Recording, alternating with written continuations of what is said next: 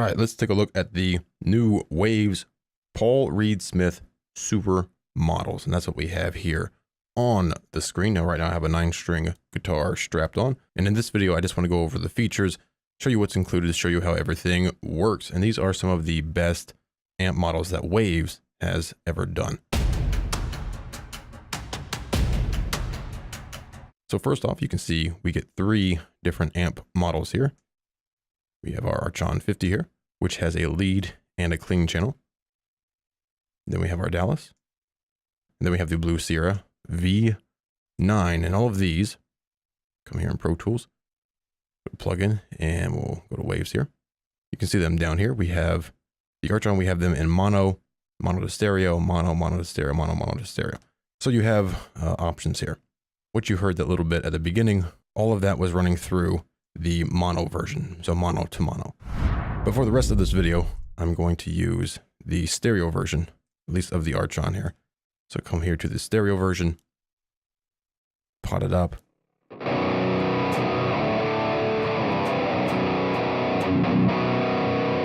Okay, and we'll concentrate on this model here since these other models are pretty much the same. They have a few differences which we'll go through. But let's go ahead and start here. So first you have your on-off switch. That's pretty basic. Then all of your amps, you're going to have this boost and thing that looks like a stomp box. And you can adjust your gain, your level there for the input, and then the shape of that distortion. And this is easiest heard on this clean channel here. Let me turn my guitar back up. Very good. Turn the output up a little bit more. If we come here to our boost, pop this open, we can adjust the gain, the level, and of course that shape. Of course, I have to turn it on. We turn this down here and this down, then we'll hit it. And we can go through this shape here. And you can hear how at this position, it's accentuating that top end, reducing the low end, and at position 1, getting more of that low end. Those are the high. All right, so of course you have the gain for that and the level for that boost. Easily switch that on and off. All right. Then on this amp, we have our lead and clean. And the good thing about this is I could set up something different on this lead channel here, whatever I want to set up, and switch back to the clean, and I still have my clean set up. Okay. We can also have A and B setups that we have up here, and you can go through that just like other Waves plugins. Then you'll have your master, which is pretty obviously just the overall level, the master level. Then you have depth, which is going to control that low end, which is different from bass. Okay. One thing I like to do, especially in metal, if we were on this lead channel, I might want to turn down the bass here on the equalizer, the tone stack, and up the depth there a little bit. It's just going to sound different than if I had the depth down and set the bass up. Hear the difference in that bass response, that low end response? For metal, sometimes too much bass can get muddy. So much more open there. Then we have presence, which is, self-explanatory. Presence is on every guitar amp. Then we have this little button here for our tubes. And over here, we can control the bias or how hot or cold they are. If I turn this down, our overall level is going to go down. All right. We can always, of course, compensate with that. Turn the master up. We turn up the bias. We're going to get a boost in overall volume there. So we turn that master down. We can get more harmonics this way. And change the tone a little bit. All right. Then we have the speed and the sag. So we have the sag, how much it's going to sag. And of course, the speed of that sag. Okay. Moving on from there, the equalizer tone stack section. Bright switch obviously is going to make it brighter. Bass, middle, treble, and the volume for that overall tone stack here. And that's the top amp section for all of these amps, or pretty much all of them. They're slightly different. You can see here that on this amp, we still have that boost. Okay. We have bright here. We have volume. And now we have a spring reverb that we can mix in to this amp here. You can turn that up. Treble, middle, and your bass, and then a master. And then here is your tubes. Same controls for that on our Dallas. great sounding amps, all of these here. And then if we open up our V9 here, let me come back to the Dallas, make sure that's bypassed. Let me turn this one on. You can see this is a little bit different as well. So on this one, same thing for the boost. Turn that on if we want. You can really hear that shape here. Or turn this all the way to 6. All right. Same thing there. Turn the boost on or off. We'll also have a bright switch right here. Volume, treble, middle, bass, and then we have this volume output gain stage here. So if we turn this on, we can actually make sure it's down because it can get loud. We can really dirty things up here. Control the overall output of that stage. That's really overdriven there. Pretty cool. All right, not to dwell on this too long. And then presence, and then your master out, and then here is your tube control. All right. So besides that, everything is pretty much the same across there. And in this lower section, first we have our input knob. Of course, that's the input of the guitar. You can see that level right there. Let's go to clean, just for fun. Switch my pickup. And we have this auto input. So of course we can adjust this however we want. Manually, we can double click, enter a value. That's the same for all of this stuff here. Double click, enter values. You can also, if something is selected, you can use your arrow keys to change that. And we can also just hover over something and use our mouse wheel to change our parameters. So back to our auto input here. We can set that up automatically, 2.5 seconds, 5 seconds, or 10 seconds. We'll put it on 5 seconds for now. We'll turn this on and you'll see this clock down here. So now we just play normally.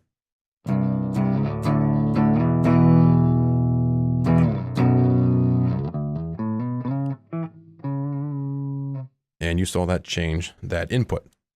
So now it's set how it should be. We can always manually change that if we want. Then we have a gate. Now on this Archon model here, we have this little M symbol. You're not going to see that on the other models, okay? You're not going to see that on here. All right. That's just on this model. That's because the M stands for metal. Okay. And this is a gate at the front end that's going to cut off shorter notes. Okay. And then here is just your threshold control for your gate. You can turn that on if you want to cut off those notes, like when you're palm muting or gent or whatnot. Okay, it's just going to sound a little bit different if that was, if that was off. Pretty good there, but since we're doing metal palm muting, it sounds better. It cuts it off in a more musical way. So you have that control on this amp only, okay? From there, we have our cabinet loader, and we have 1 through 8. So we have 2 cabinets that we can use. And these are set up with, of course, 8 different impulse responses. And they go from most aggressive to least aggressive, or at least what Waves calls aggressive or not aggressive. So, of course, you can just use these knobs here to switch your cabinet. We turn this off. We, of course, have off buttons for both of our cabinets if you want to use a different impulse response loader. It's going to sound bad without one on. We'll turn one on. Let me up the output a little bit here.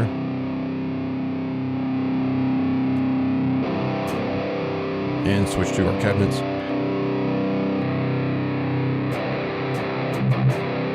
That's a great one there.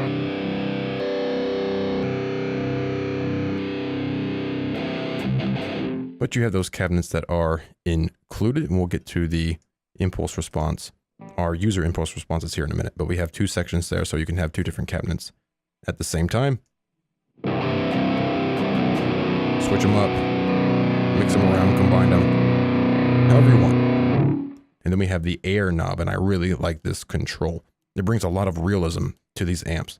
I think you can best hear this on the clean module. So we'll start with this down a little bit. Make sure I have a pretty good sound. Switch my pickup here. So if we just go straight pentatonic here.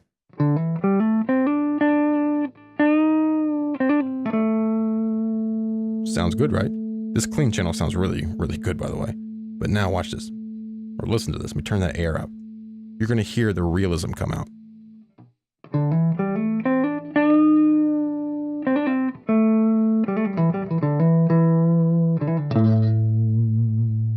pull it down. More focused this way, tighter. Pull it back up.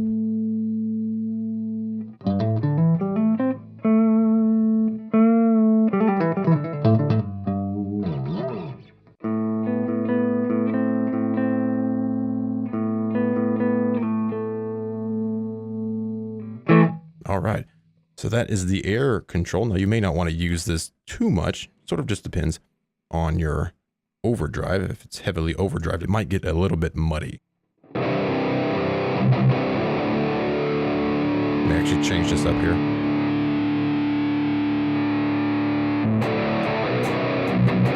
So we turn the air up here. You can hear it really open up.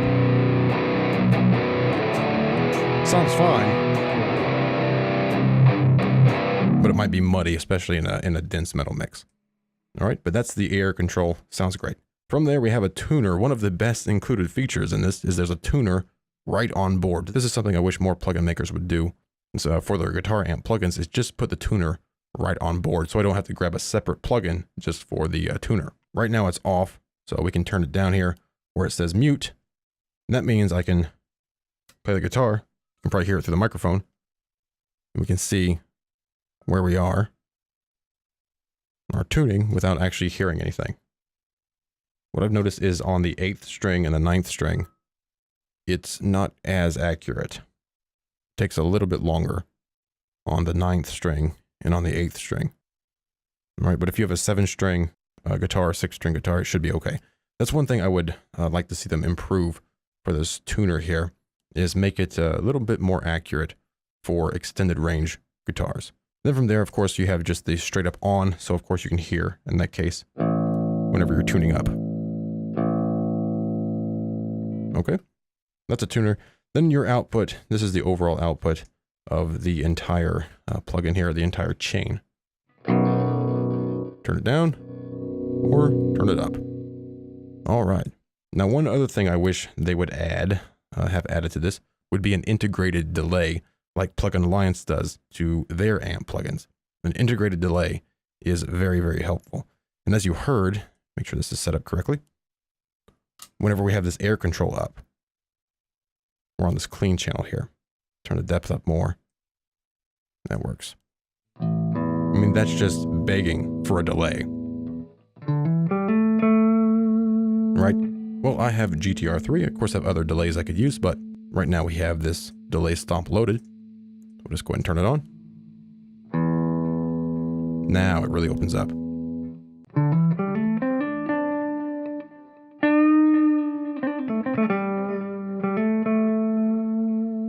That sounds great.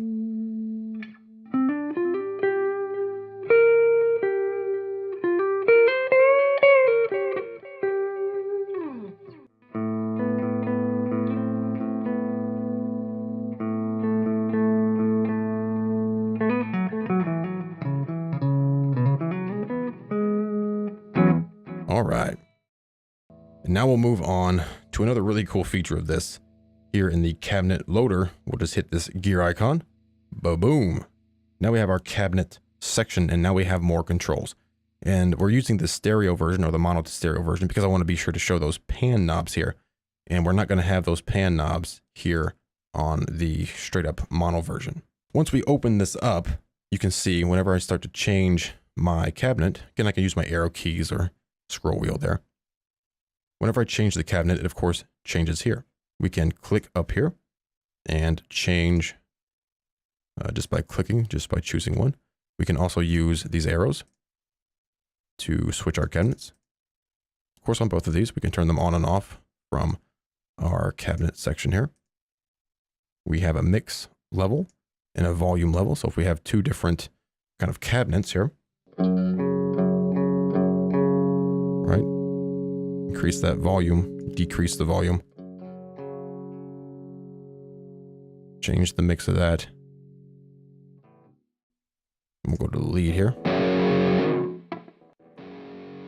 So the volume down, of course, it's lower, and turn it up. Much louder. Turn it down a little bit. Then we have the mix, so you can choose out of these two, of course. If you only have one cabinet activated, of course, you're not going to have your mix knob there. But you can mix between those. And then we have pan. So let's pan one all the way left, one all the way right. You can hear that. Let's turn on Smart Mix there.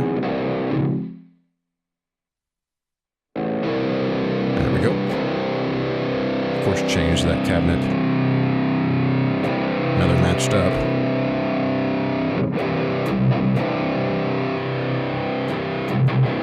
All right. So you can pan your impulse responses that way. I'm going to hold down Alt and click and center those again. Very good. And of course you have your volume levels there as well. All right. Now from there, we can switch that phase manually here.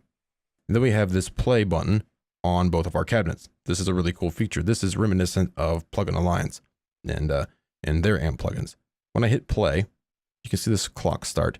And that's affected by our timer here, 2.5, 5 seconds, or 10 seconds. All right. And that's going to switch through our impulse responses for us.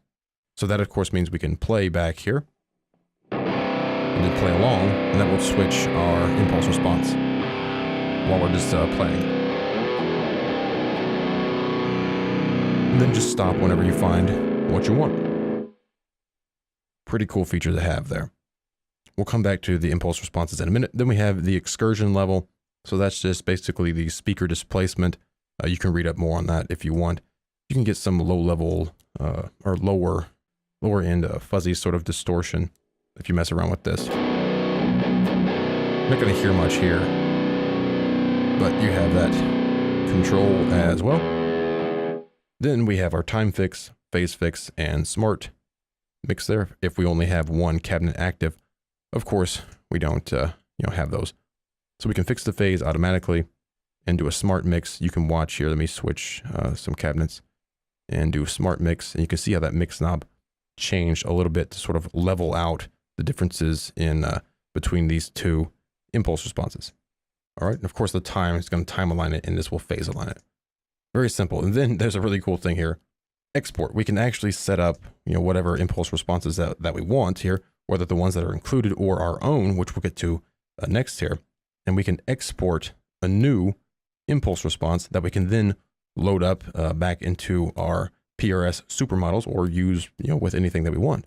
Click export, give it a name, save it somewhere that you will remember, and then of course, load it back up or use it with whatever program that you want. Let's come back to our impulse responses because you can see we have this block here, this file folder that says IR down here on both of our cabinets.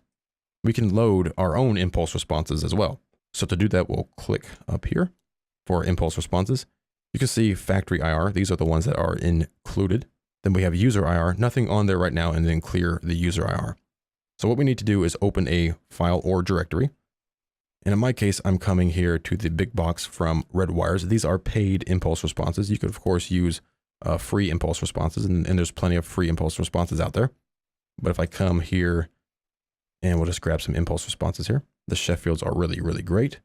And we'll hop into the SM7 folder. And I can choose any of these. Choose open. That, of course, is going to load that up. Now you can see down here, I can choose, instead of just stopping where it says IR, which we don't have a user impulse response in our cabinet 2, so I can't go down to this IR file here. But now I can on cabinet 1 because we have a user impulse response loaded. Okay. Of course, we can still use our smart mix, phase fix. See if I turn that off. Sounds okay, but fix the phase. Great. Now, a really cool thing about this is now if I click in here, look at this. Under user IRs, we're in the Shure SM7 folder. So now it's showing me all of those impulse responses within that folder. I'm not having to constantly go back to open file or directory to find another impulse response. Okay. Since we're already in that folder, I can just come in here and choose. And I can also make use of our arrows here to cycle through those, our user impulse responses. Turn this one off.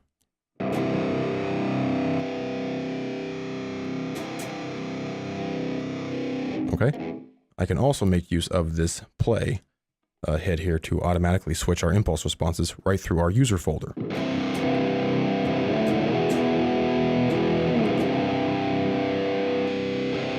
Okay. That's pretty cool. So come back in here. I can always clear these out if I don't want to see them anymore. Just clear the user IRs. And now they're not there.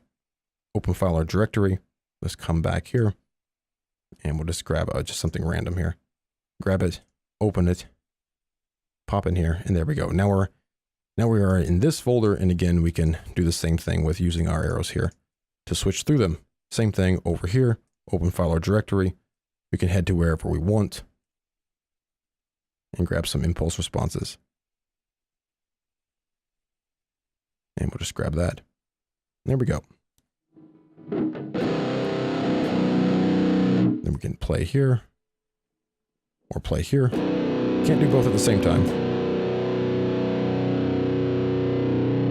And switch through those. Of course, we can always come here. We don't have to clear our impulse responses. We can go right to another file or directory. Let's go for the angles.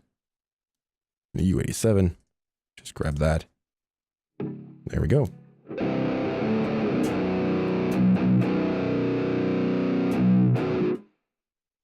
All right, so that is all of the features of the new Waves PRS Supermodels bundle. All of these amps sound fantastic. Of course, click that gear icon to go back to that nice face plate.